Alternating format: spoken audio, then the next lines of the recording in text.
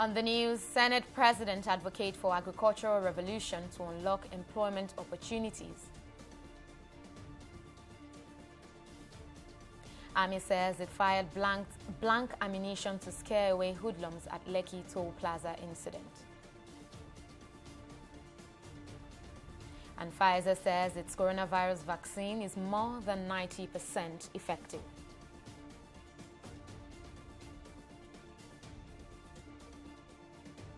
Many thanks for joining us on News Now at this time. I am Oyi Adekunle.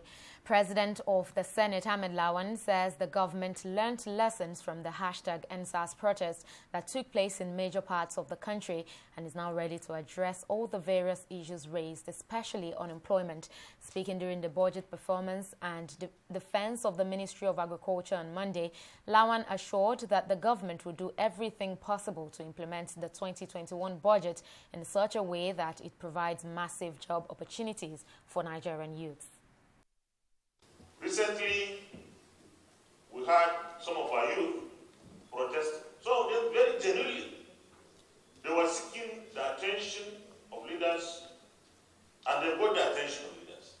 So our budget, especially for 2021, should be mindful of what we do to provide employment opportunities for this youth. Chairman of the Joint Committee on Agriculture, Abdullahi Adamu, also said that the budget estimates of 179.4 billion naira for agriculture is grossly inadequate, adding that at least 10% of the country's annual budget should be allocated to the sector. The Minister of Agriculture, Sabo Nanono, in his presentation told the committee that despite the natural disaster and other obstacles, the sector recorded tremendous growth compared to other sectors of the economy. It is important to note that, as the Senate President highlighted, we are still below the Malabo Convention target. Our budget in the agricultural sector is no more than 2% of the total budget. But I think we will manage with what we have, and I believe as time goes on and the people realize the importance and relevance of the agricultural sector, we can be able to attract more funds. In 2021, from the national budget proposal of 13 trillion 82 billion 420 million 582,233 naira, the sector witnessed a slight increase with a total allocation of 179 billion 458 million 329,208 naira. Over the years, the sector's allocation has been abysmally low. The clamor to explore the enormous potentials in agriculture has become a recurrent topic in the country, and with proposed loan of $1.2 billion of the federal government, which the federal government is hoping to secure from Brazil to develop the sector in 2021, it seems the country is now heading towards total agricultural revolution. But joining me now to look at this is our correspondent, Atinuke Nuke, who joins us now from the National Assembly and was there at the budget defense of the Agric Minister. Tinuke, it's so good to have you. Now tell us, how driven do you think that the lawmakers are to turn the agricultural sector to a gold mine? I mean, we've heard time and time again that agric is the new crude oil. How serious are lawmakers to see this happen? You know, today at the Joint Committee, they were thinking diversification instead of solely depending on oil would help rid unemployment. And the Senate President also made a reference to the EndSARS protest, saying that if there is adequate employment for youth, it will prevent a lot of things. That the EndSARS protest was not only hammering on EndSARS, but a lot of things like unemployment. So they were of the notion that investing in agriculture will help a lot in getting rid of unemployment. They also said the government cannot do it alone. If they could collaborate with private sectors, especially agri-based private sectors, it will really help to, provide employment for all spheres and also sustain it, unlike the oil sector. And the minister said just 2% of budget is allocated to agric, and is now advocating for 10% of the budget. Of course, we all know that the nation is not financially buoyant at the moment. Can that be the reason why the federal government is proposing to borrow $1.2 billion from Brazil? You know, the Chairman Joint Committee on Agriculture, Senator Abdullahi Adamu, decried the revenue generation from MDAs. He said the turnout wasn't really enough. So he now insisted that 10% of the annual budget be appropriated to the agric sector, which is about 179.4 billion naira. That is just 2%. So that's why he seems to be clamoring for the concentration on agric, because most of the MDAs appeared before the session today, and they were either saying they didn't have enough fund. Some even said that most of the equipment were destroyed during the NSAS protest. So it just seemed that they have a lot of financial constraints, and a lot of funds will be needed with all the things that were put forward. All right, thank you very much, Atinuke, for that. That was our correspondent, Atinuke Nuke, speaking to us from the National Assembly. Moving on now, at least 6 Nigerians have reportedly been convicted by an Abu Dhabi Federal Court of Appeal in the United Arab Emirates over alleged funding of Boko Haram. 2 of the convicts were sentenced to life imprisonment, while the remaining 4 were handed 10-year imprisonment, respectively. The court judgment showed that between 2015 and 2016, the convicts were involved in different cash transfers allegedly in favor of Boko Haram to the tune of $782,000. Boko Haram funding has remained mysterious for more than 12 years, with the government unable to track the source of funding for the terrorist group. However, families of those affected said the victims were framed up, considering that they had been doing legitimate bureau de change business in the UAE before their arrest. The conviction of the 6 suspects is said to have been upheld by the appellate court in the UAE after they lost an appeal earlier filed at a lower court. But joining me now to look at this issue is security consultant Patrick Agbambu, who joins us via Skype from Abuja. Mr. Agbambu, thank you very much for joining us on News Now. Now, what do you make of this news, especially at a time like this when Nigeria is trying to woo foreign investors? I think it's a good news for the country. I see it as a good news. We have been clamoring for taking this fight against insurgency to a logical conclusion. And one of the measures of doing that is trying to find out who are those that are supporting them, who are those that are funding them, where are they getting their funds from. And so it's good that in compliance with the bilateral agreements between Nigeria and the United Arab Emirates, that this is coming at this time. You know, like the news said, they were convicted, the lower courts, and they appealed.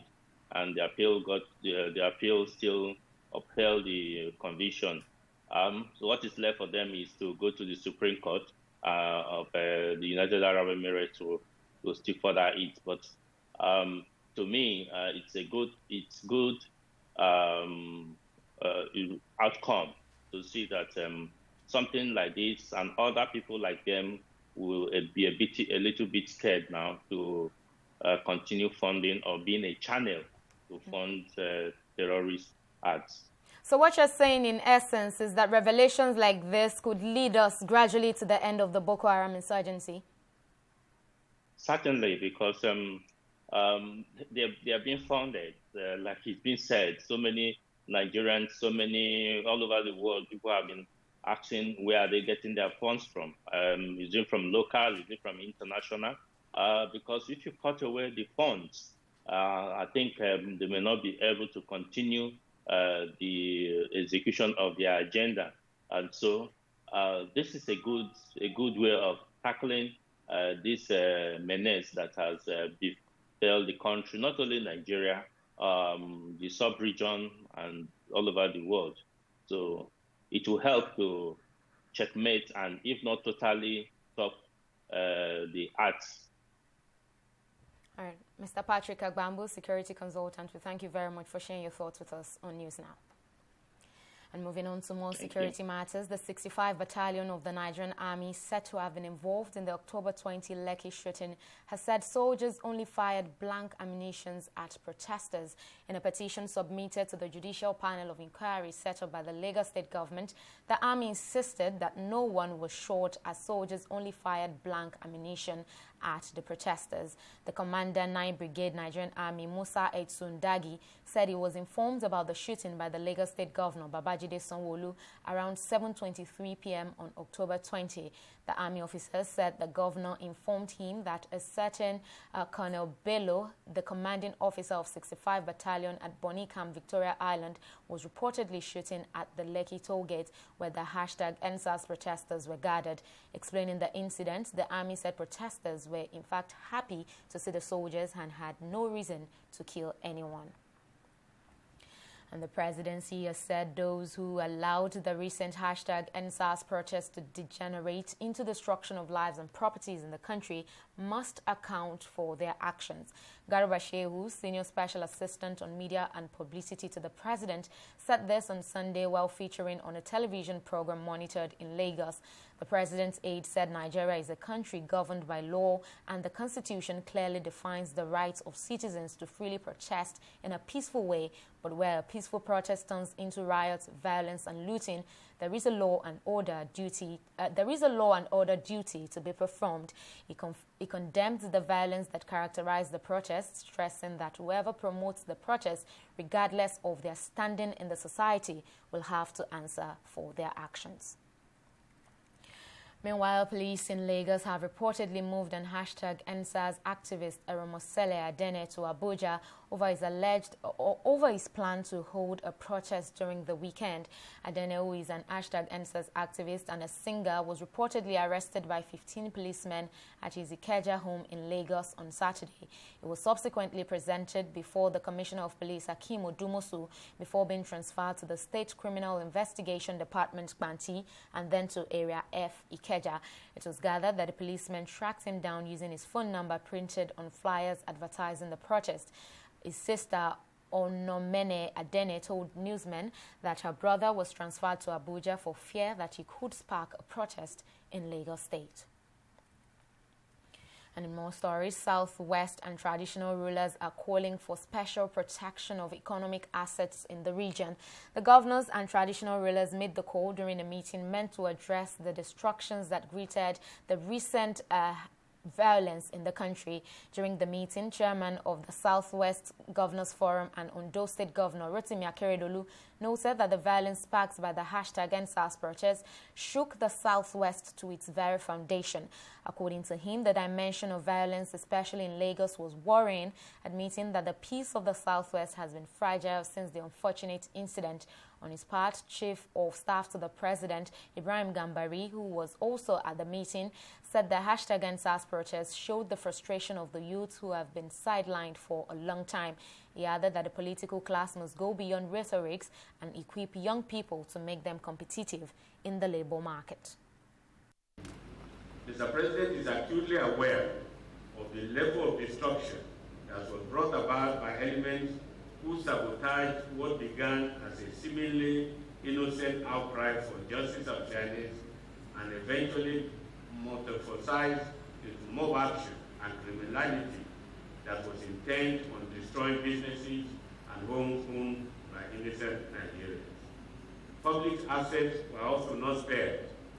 Symbols and icons of history and our great traditions were set ablaze and vandalized.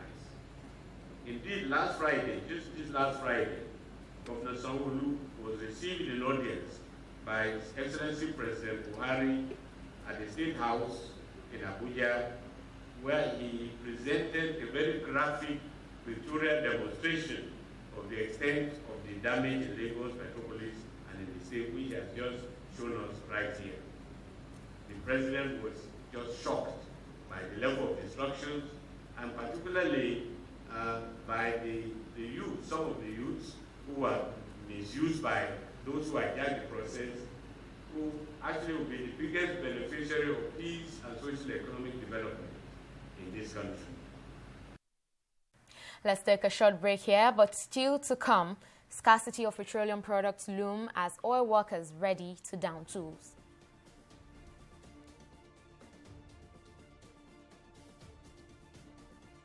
In the last 3 years, we have built a multi-purpose center, which is the envy of all in our constituency.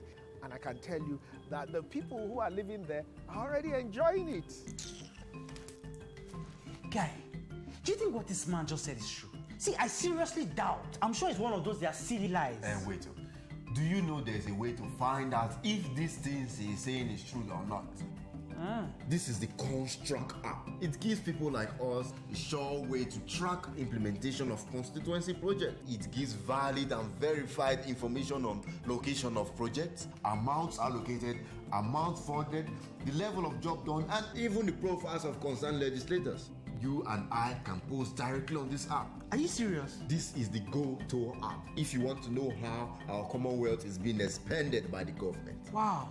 Let's even see if what this man said is true. Show me. The Construct app is developed by Other People Nigeria with support from USAID and is available on both Google Play Store and Apple Store. And it's true. Of course, I told you. Corruption not in my country. Madam. Madam, welcome.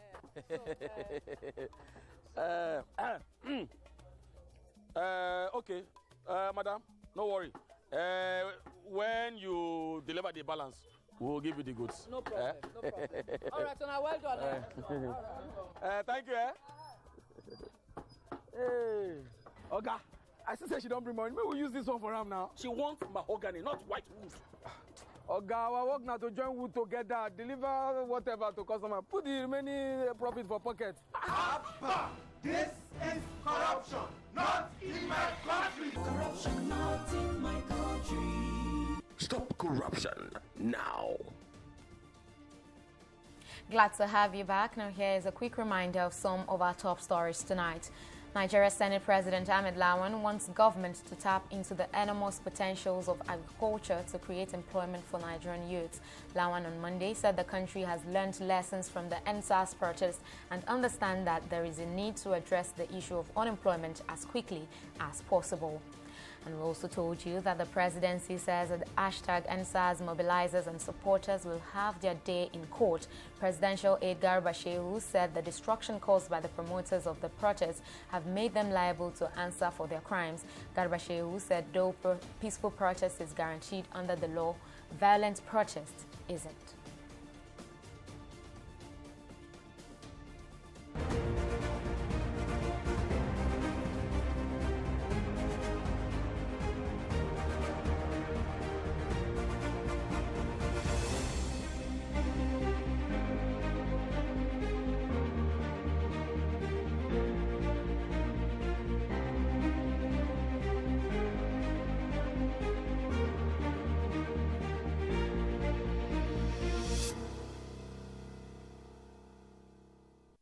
Let's now turn our attention to the COVID-19 pandemic. Nigeria has recorded 300 fresh COVID-19 cases, taking the total number of infections in the country to 64,090.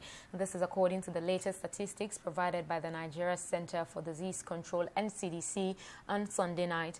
According to the Public Health Agency, the new infections were reported from 5 states, with Lagos leading with 256 cases, followed by the FCT with 27. Of the over 64,000 cases, 59,910 have been discharged across the country and the Federal Capital Territory, with the total number of deaths standing at 1,154.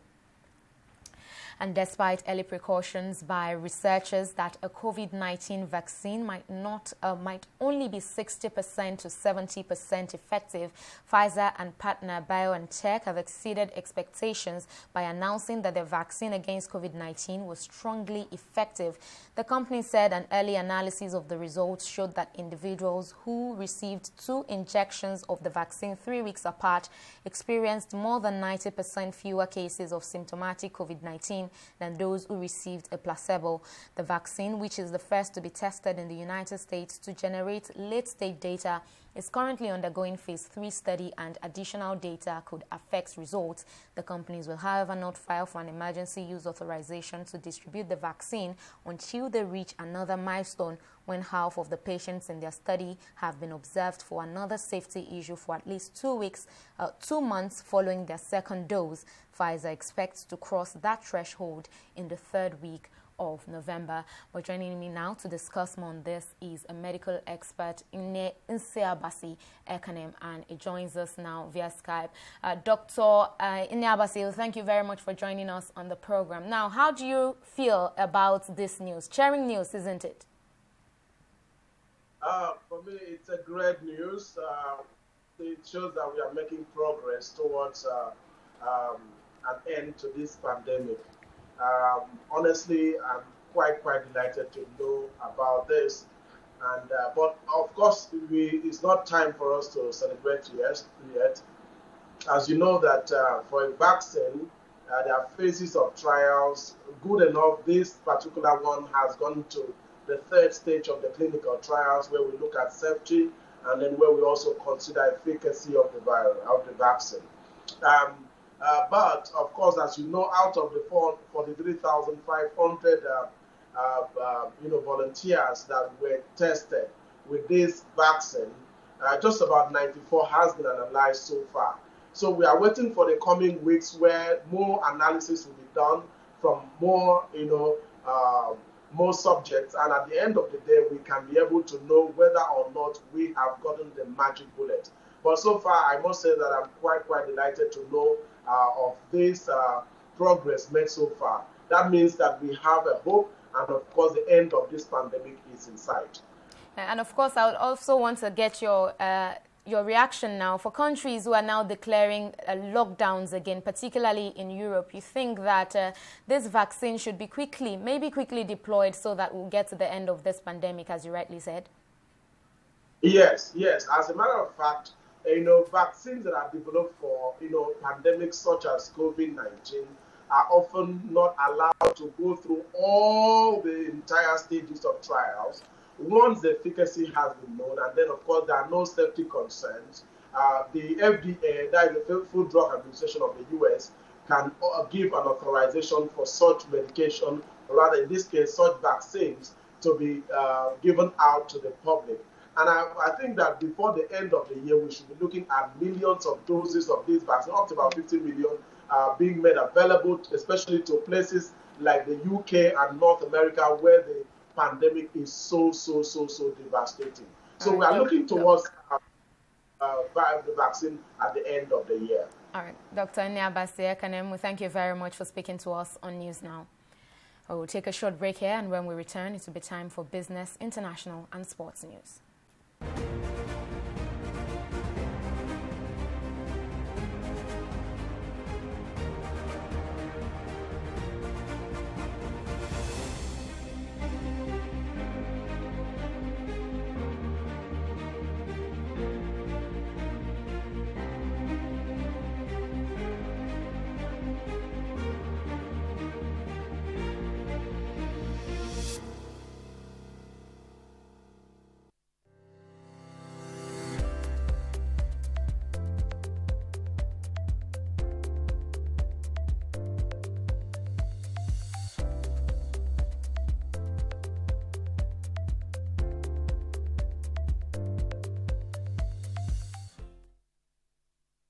Welcome back. Let's now join Mary Uloma, who's standing by for the latest development in the world of business. Over to you now, Mary.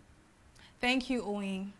Nigeria may face scarcity of petrol in coming days as oil workers have been ordered to down tools nationwide. Oil workers under the edges of the Petroleum and Natural Gas Senior Staff Association of Nigeria, PENGASSN, were ordered by the association to vacate their duty posts. The order, issued in a letter dated 8 November 2020 and signed by the General Secretary of PENGASSN, Lumumba Okugbawa, asked the workers to comply with the directive. The letter was also copied to the Central Working Committee members of the association. Okugbawa said the strike was to kick against the failure of the government to make any concrete move as regards the differences between PENGASSN and government on matters bordering on the integrated payroll and personnel information system. Well, we'll take a pause now and be back with stock market review.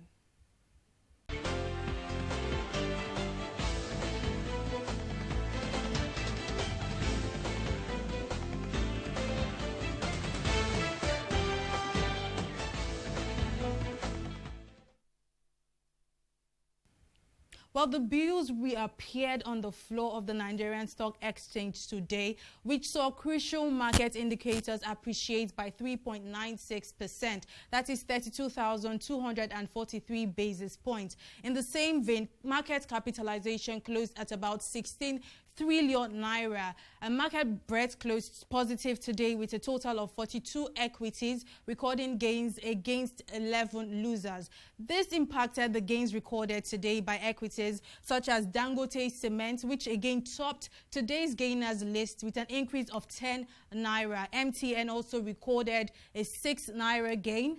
WAPCO was also on the list of today's top gainers, and they recorded a gain of 1 naira. BUA Cement also was on the list today and also recorded a gain of 1 naira. Meanwhile, on the flip side, we have Corn Oil, who topped the charts of today's losers with a 1 naira loss. Also, we have NCR, which was also second, which came in second with a 2 kobo loss. We also have PZ with a 15 kobo loss, and Len Africa completed the list with a 9 kobo loss.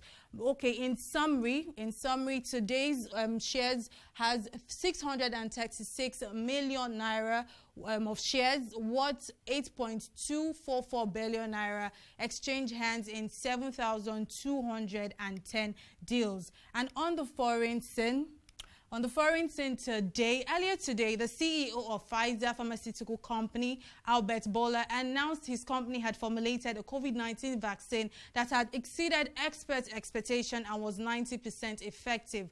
Well, this good news took the foreign market on a high, and for the first time since the outbreak of the pandemic, the value of shares in the U.S. stock rose by 5.03%. This invention also affected the UK and Asian stocks, as Dow Jones also recorded a high of 3.69% and Nikkei also recorded a high of 2.12%.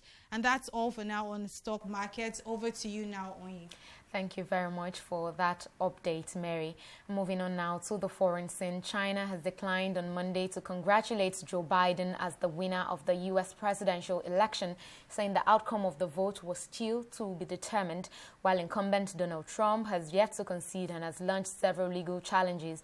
Many world leaders congratulated Biden and his running mate Kamala Harris after the Democrats were declared winners at the weekend, and spontaneous celebrations erupted across American cities. Trump's 4 years in the White House have been marked by a costly trade war and increasingly tense relations with China, with the two powers having differences over COVID-19 pandemic, Beijing's human rights record, as well as Beijing's human rights record in Hong Kong.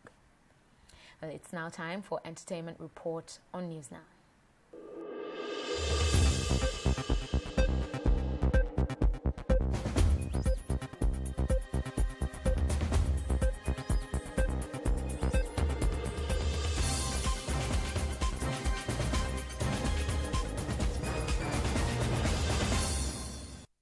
Winner of the Big Brother Naija lockdown season, Olamilekan Agbelesebioba, also known as Lekon, has added a brand new Mercedes-Benz E350 to his garage.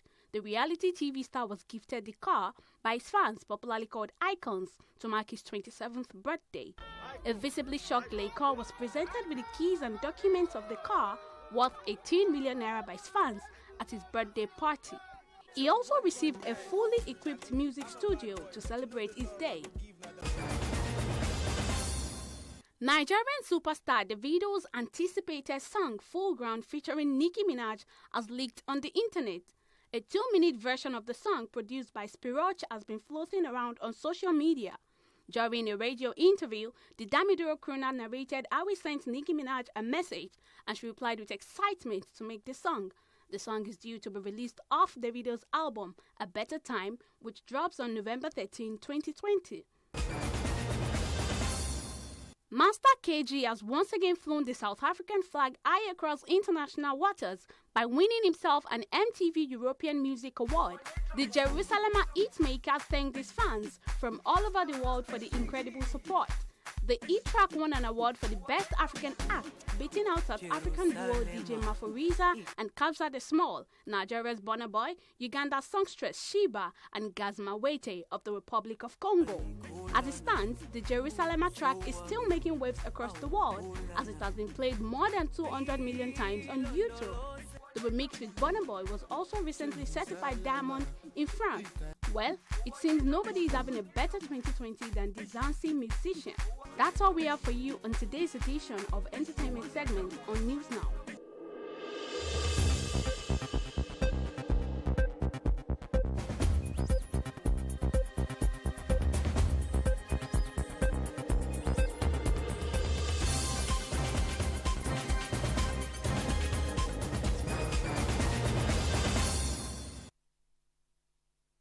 And that's how we wrap it up on News Now at this time. Thank you so much for watching. I'm Oyi Adekunle. Bye for now.